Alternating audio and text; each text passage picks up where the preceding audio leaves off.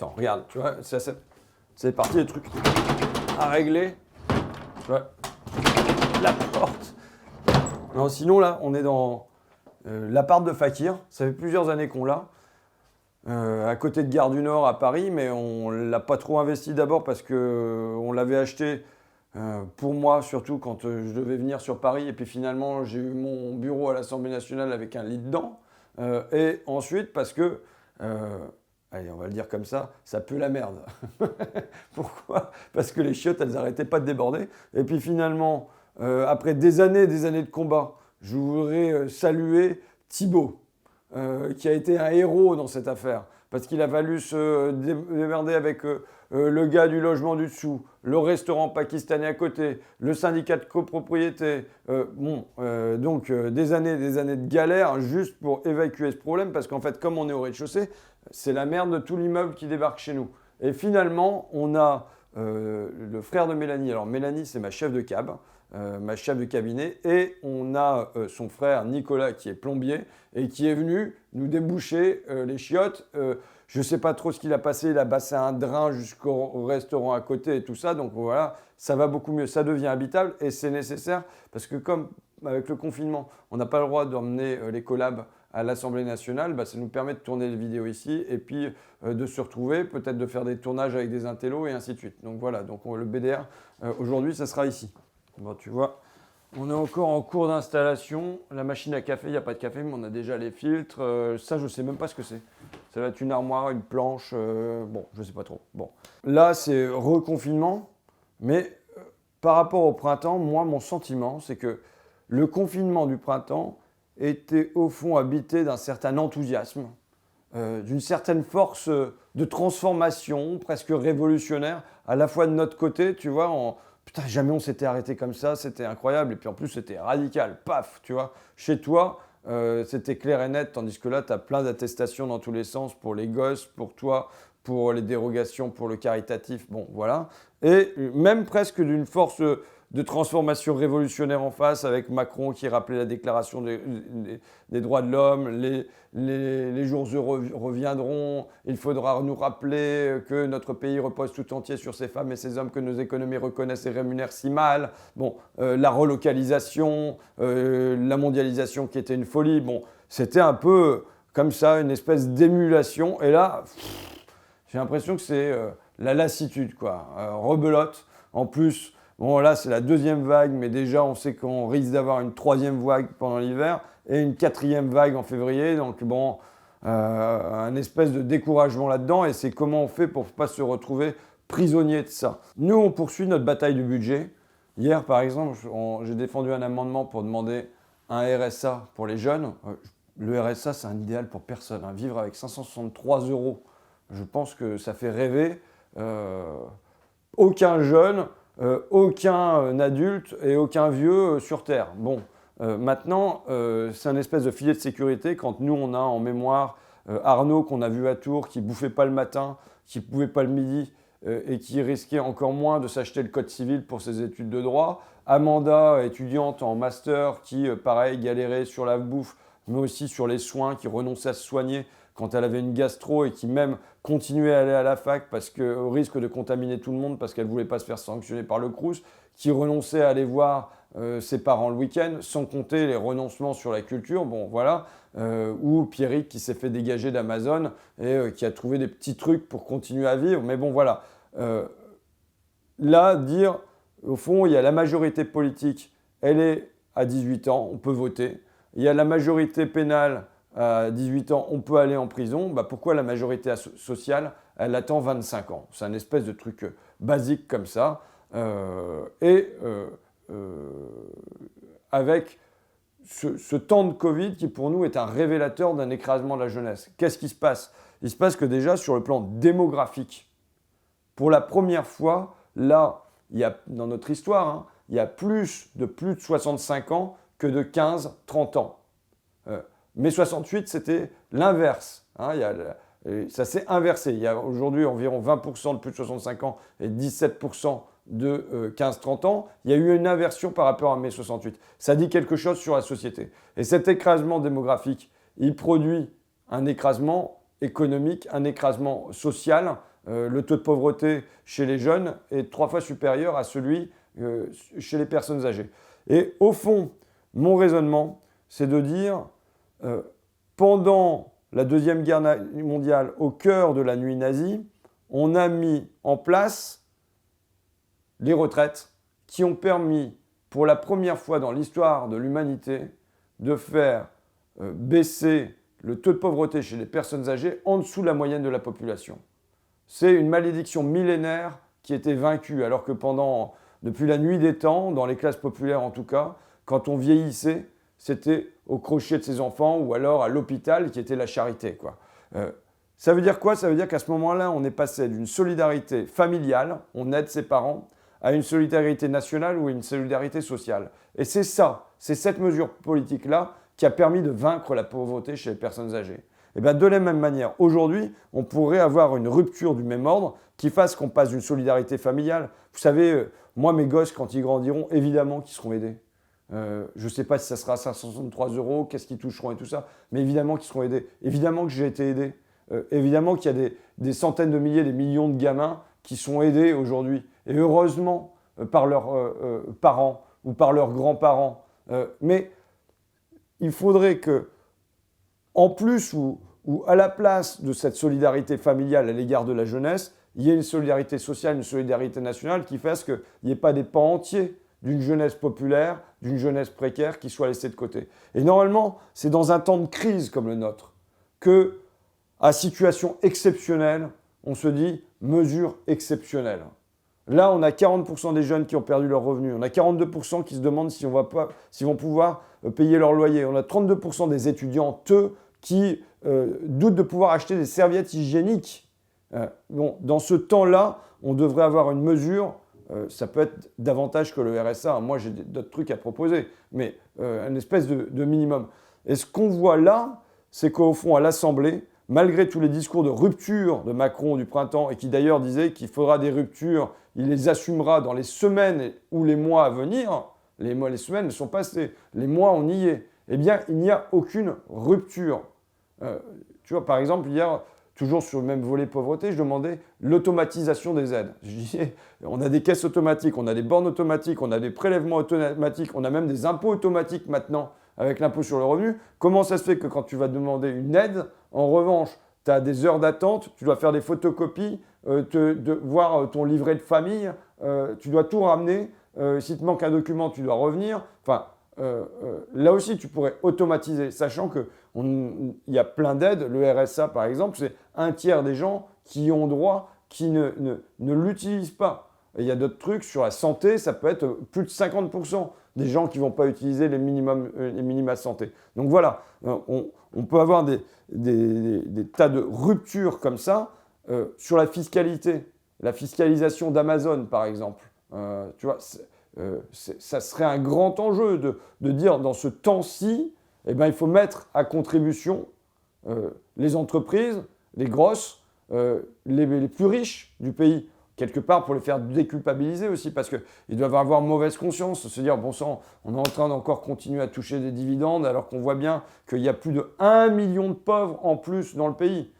C'est un chiffre qui est approximatif, on ne sait pas s'il est vrai, mais enfin, c'est un ordre de grandeur. En tout cas, voilà, un pan de la société qui craque, bon, ça devrait réclamer des mesures de rupture qu'on nous avait promises. Il n'y a rien. Femme de ménage, si je n'avais pas prononcé le femme de ménage dans l'hémicycle, on n'en parlerait pas. Assistante maternelle, on n'en parle pas, tu vois. Donc là, on est dans tout, sauf des ruptures, c'est même business as usual et pro-business as usual, tu vois. Tiens, je vais te montrer, je n'avais pas prévu ça dans cet ordre-là, mais c'est pas grave, on sait, je suis un peu bordélique. Je vais te montrer pour moi le gros scandale du moment. C'est un papier des Échos. Mince, j'ai oublié de me montrer la date. Il y a une quinzaine de jours. C'est le résumé d'une étude de Rexecode. Alors Rexecode, c'est un cabinet qui travaille pour le grand patronat. Donc c'est vraiment de leur camp, quoi, tu vois. Et là, Rexecode a fait un calcul sur ce que donnerait la baisse des impôts dits de production. Je dis toujours dits de production parce que donc c'est la contribution économique territoriale, la contribution sur la valeur ajoutée économique, là les deux trucs CET, CVAE qui vont baisser, et l'impôt sur les sociétés. Bon, ils appellent ça les impôts de production, comme s'il y avait, tu vois, d'autres impôts qui n'étaient pas de production. Bon là c'est sur le foncier, bon c'est pas grave. Leur calcul, c'est que d'ici 2030, ça va donner 100 000 emplois supplémentaires. Ça, c'est un scandale. Ça veut dire quoi? Ça veut dire qu'on va donner 90 milliards d'euros, parce que c'est 10 milliards d'euros par an jusqu'en 2030, tu vois.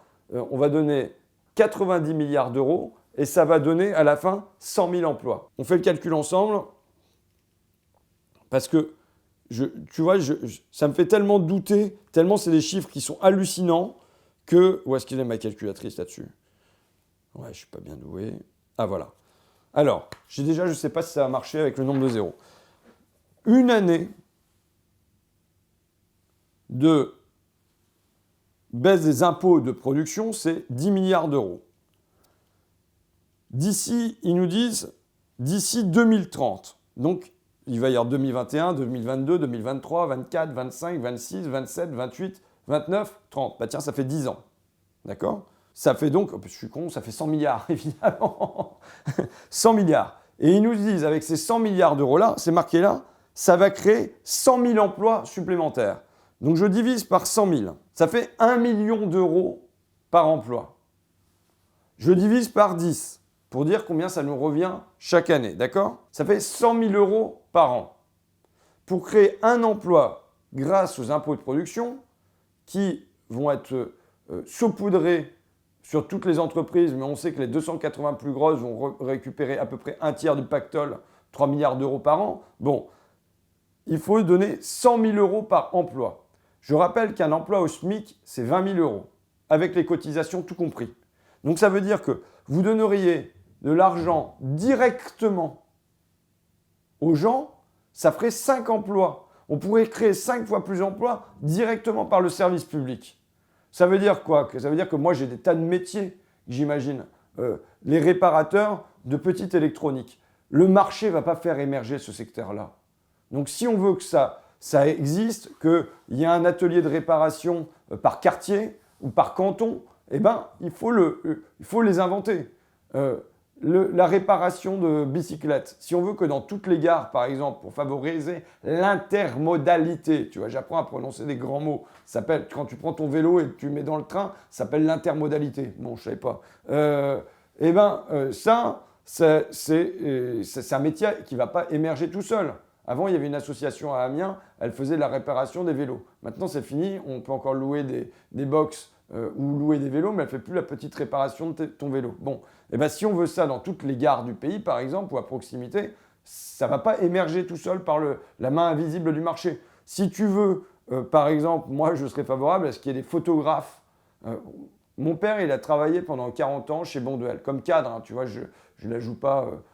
Mais je n'ai pas une photo de mon père au travail. C'est pareil, je discutais avec un gars, son père, il était agent des eaux, tu vois. Ben, il n'a pas une seule photo de son papa qui travaillait comme agent des eaux. Pareil dans la boulangerie industrielle et ainsi de suite. Ben, ramener des photos des salariés au travail et qu'ils puissent le montrer à leurs enfants, à leur famille et ainsi de suite, et que ça ne soit pas dans les albums de famille un espèce de continent invisible, c'est un métier que je voudrais faire émerger. Bon, tu vois, alors j'en ai d'autres. Hein. L'agroécologie, ça ne va pas émerger tout seul. Ça va émerger parce que on va cibler, on va aider à émerger ce secteur-là. Bon, et donc là, directement en donnant l'argent aux gens, on pourrait se créer 5 fois plus d'emplois. Ça veut dire que là, on est sur un gaspillage. C'est la poursuite du crédit impôt compétitivité emploi dont on a montré que ça ne marchait pas. Et on poursuit le même gaspillage intentionnel. C'est marqué. C'est les patrons qui le disent. Ça ne va pas marcher. Ça va être une gigantesque gabegie. Et pourtant, on va continuer dans ce sens-là. C'est dire pour moi, au-delà de leur nullité, c'est dans ce temps de crise une absence d'invention, une absence d'imagination, une absence de rupture. Tu sais, ils se veulent disruptifs. Tu sais, c'était leur grand mot. Et puis j'ai vu là dans un bouquin, je parlerai après, que c'est un mot qui vient de la Silicon Valley, la disruption. Tu le savais, toi ? Non, ah, tu vois. Bon. Mais en fin de compte, dans leur réaction là, sur le plan économique et social, ils sont d'un traditionnalisme. Il n'y a pas de rupture. Il n'y a pas. Ah, qu'est-ce que c'est? On va aider les jeunes. Comment ils imaginent d'aider les jeunes?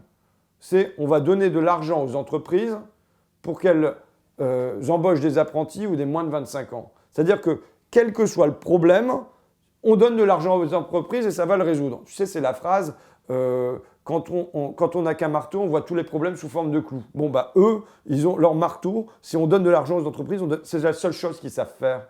Parce qu'ils n'ont pas l'imagination de diriger le pays autrement. Tu vois ça se voit d'ailleurs. Ah, ça y est, c'est parti. Oh là là là là, le montage que tu vas devoir faire. Ça se voit d'ailleurs dans leur gestion de la crise sanitaire, l'absence d'imagination. Pendant l'été, qu'est-ce qu'ils ont fait? Tu sais, comme la cigale, ils ont chanté croissance, confiance, confiance, croissance. Bon, mais est-ce qu'ils ont préparé le pays? Est-ce qu'ils sont allés dire, bon, bah voilà, les infirmières, il y a 30% des infirmières qui quittent le métier au bout de 5 ans. Ça veut dire que dans le pays, tu as des dizaines de milliers, peut-être des centaines de milliers de personnes qui sont formées à ce métier et qui ne l'exercent pas. Est-ce qu'ils sont allés battre le rappel partout pour dire on a besoin de vous, on a besoin de vous, on a besoin de vous, on a besoin de vous? Non. Est-ce qu'ils sont allés voir comment faisait la Chine? Alors on me dit la Chine elle est autoritaire et tout ça. Parce que vous trouvez que c'est pas autoritaire quand Macron il décide que tac, terminé couvre-feu, puis que la semaine d'après il décide tac, terminé confinement. C'est pas autoritaire. Seul à l'Élysée avec son conseil de défense, sans même échanger avec l'Assemblée qui est pourtant bien bidon, il décide ça. Bon, donc il y a peut-être à un moment aller regarder ce qui se passe ailleurs. En Chine, qu'est-ce qu'ils ont fait? J'ai vu, alors à Qingdao, là, c'est le truc où il y a la bière qui est produite. Il y avait 20 personnes avec le Covid. Bon, ils ont bouclé la ville et ils ont testé tout le monde, des millions de personnes. Ils ont testé tout le monde. C'est-à-dire que ce n'est pas du test. Au fond, ils saupoudrent les aides du CICE, des baisses d'impôts de production, sans cibler les secteurs à faire émerger. Et de la même manière, quand ils testent, c'est en saupoudrant. Alors, tu vas te faire tester, tu vas te faire tester? Ouais, moi aussi, tu vois. Chacun dans une temporalité qui est la sienne, voilà. Mais sans cibler à un moment les villes, les clusters, les machins. Est-ce qu'il y a eu des études, par exemple, tu vois, sur cette histoire d'eau? On sait qu'en regardant les eaux, on arrive à repérer que 15 jours après, il va y avoir le développement d'un cluster dans une ville. Avec de l'avance avec les eaux usées. Est-ce qu'on a eu l'idée pendant l'été de se dire, bon voilà, on va faire une remontée de toutes les eaux usées du pays, et puis voilà le mécanisme qu'on va mettre en branle? Non, parce qu'ils ne veulent pas diriger. Ils laissent faire, jusqu'à dire, stop, c'est fini, on ferme tout, quoi. Tu vois? Bon, et donc, absence d'imagination. Et par exemple, là, moi, c'est vrai que dans l'imagination, moi, je veux toujours une convention citoyenne sur le coronavirus.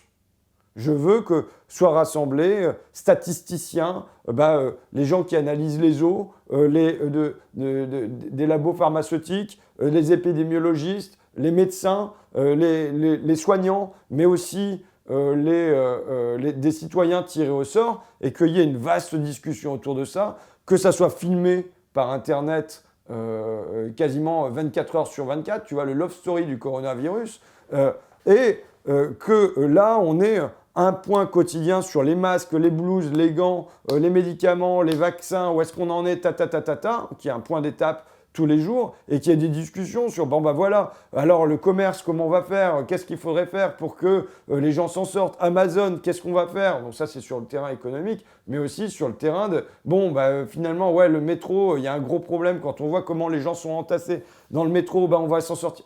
Je pense qu'il peut y avoir de l'intelligence collective. Mais en fond, eux qui viennent prôner la disruption, start-up, machin, innovation, quand il s'agit par exemple là de leur pouvoir, ils sont extrêmement archaïques. Verticalité, autorité. Et bon, je ne suis pas le seul. Hein. Tu as vu qu'il y a un paquet de chercheurs là, qui commencent à sortir en disant on ne peut pas gérer la crise de manière aussi autoritaire. Mais voilà, c'est un symptôme de cette 5e République encore aggravée sous l'ère Macron. L'autre scandale, mémo confidentiel, Sanofi, mes copains. Hein. Donc c'est un truc qui a été envoyé au président de Sanofi et il y a un petit bout qui dit ceci. Le projet Alastor visera l'annonce de la fermeture d'usine pour l'horizon 2024. Le projet Alastor doit demeurer d'une extrême confidentialité. C'est-à-dire quoi? C'est-à-dire que Sanofi, qui, quand on écoute les lobbyistes de Big Pharma, c'est 80% des principes actifs qui aujourd'hui sont en Inde ou en Chine, alors que il y a 30 ans, c'était l'inverse, on en avait 80% ici. Eh bien, Sanofi projette d'externaliser et de délocaliser la production de médicaments, on ne sait pas où, mais plus sur notre territoire. Alors, je veux dire, là où c'est scandale, c'est que, tu te souviens de ça? C'était au printemps, c'était quand? 16 juin. Emmanuel Macron s'administre une cure de relocalisation chez Sanofi. C'est son copain, Serge Weinberg, PDG de Sanofi. C'est lui qui lui a conseillé d'entrer chez Rothschild, qui l'a accompagné avec En Marche et qui était là le jour où Macron est rentré à l'Élysée. Donc, on a là le copain de Macron qui est en train, d'une main, de décider de la délocalisation et Macron, il va pourtant dans les usines pour dire voilà, ça va relocaliser ici. Et comment ça va relocaliser? Sanofi a versé, je crois, 3,5 milliards d'euros de dividendes cette année. C'est max, quoi, le top. Bon, et comment on va aider Sanofi à relocaliser? En donnant de l'argent à Sanofi. Alors, quand on a créé le crédit impôt recherche, ils ont touché du crédit impôt recherche tous les ans des centaines de millions d'euros. Ils ont supprimé un tiers de leurs chercheurs en 10 ans. Tu dis, les gars, ils touchent de l'impôt pour faire de la recherche et après là, ils suppriment les chercheurs. Quand Élise Lucet est allée interroger Macron, il dit non, il n'y a pas de problème, ça aidera pour l'avenir, Ça me fait écho au bouquin là, que je suis en train de lire. Puis comme ça, je terminerai parce qu'à un moment, il faut bien terminer. Cédric Durand, Techno-féodalisme, critique de l'économie numérique. Voilà. Je n'ai pas terminé le bouquin. Il me reste un tiers à lire à la fin et c'est justement là où est développée l'hypothèse techno-féodale. Mais en gros, c'est que on a des nouveaux seigneurs, ce sont les seigneurs du numérique et les États se font vassaliser. Je voudrais lire un passage qui est un peu plus optimiste. Lors de l'édition 2018 du World Economic Forum de Davos, le milliardaire George Soros s'est livré à un réquisitoire implacable à l'endroit de ces firmes numériques. Les monopoles de l'ère Internet, tout en fournissant des services d'intérêt général cruciaux, entravent l'innovation, le bon fonctionnement des marchés et constituent une menace pour les libertés individuelles et la démocratie. Selon lui, il est inévitable qu'une nouvelle réglementation et de nouveaux principes fiscaux viennent rapidement mettre un terme à cette situation. Sur un ton plus ironique, The Economist, donc c'est toujours pas l'extrême gauche quand même, prenant acte que ces plateformes sont décidément too bad pour big, anticompétitive, addictive and destructive to démocratie, a publié un mémo pastiche à destination des PDG de Facebook, Google et Amazon, dans lequel il détaille les options stratégiques dont ceux-ci disposent face à un retour de bâton considéré comme inéluctable. Bon, je terminerai là-dessus. Ce bouquin est passionnant, mais on devrait être dans un temps de rupture fiscale aussi. La Première Guerre mondiale, c'est à ce moment-là et à travers un radical. Radical à l'époque, ça veut pas dire qu'il était radical, ça veut dire que c'était une appartenance politique, donc ça veut dire plutôt centre-gauche, qui s'appelait Joseph Caillaux, a mis en œuvre le début de l'impôt sur le revenu. Alors que c'était promis depuis des décennies, c'est la Première Guerre mondiale qui l'a fait entrer, parce qu'on avait besoin de ressources. Bon, eh bien là, je pense que c'est le moment de mettre en œuvre une rupture fiscale et une véritable taxation du numérique.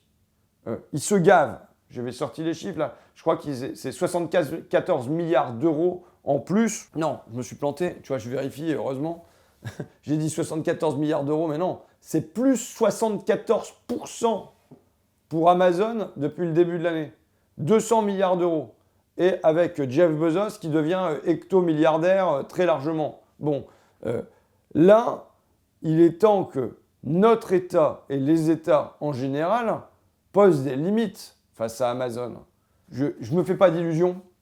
Et je voudrais terminer sur une citation de Max Weber, toujours trouvée dans le même bouquin. Les échecs éclatants et répétés d'un gouvernement, quel qu'il soit, contribuent à la perte de celui-ci. Bon, je ne suis pas prophète, moi, Mais il est évident qu'on a là des échecs en série sur la crise sanitaire et que je ne vois pas comment, sans rupture, alors qu'on se trouve dans une situation exceptionnelle avec potentiellement 1 million de pauvres en plus, je ne vois pas comment on ne peut pas aller vers un échec social et aussi un échec économique. Après, c'est comment on se prépare pour les remplacer, mais là, il va falloir que je prenne mon train pour Amiens. Bon, allez.